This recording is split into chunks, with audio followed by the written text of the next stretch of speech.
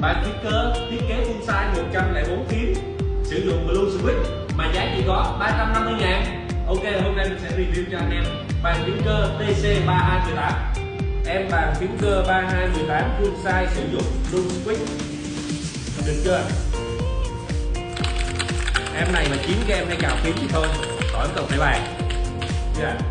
Em này thì có hai màu nha, màu xanh trắng với lại màu đen xám. Đây mình sẽ cắm vô cho anh em coi cái màu của em này.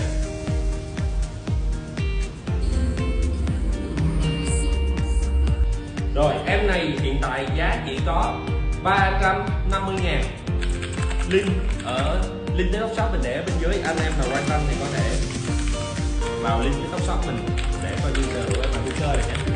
Ok, em này thì có nâng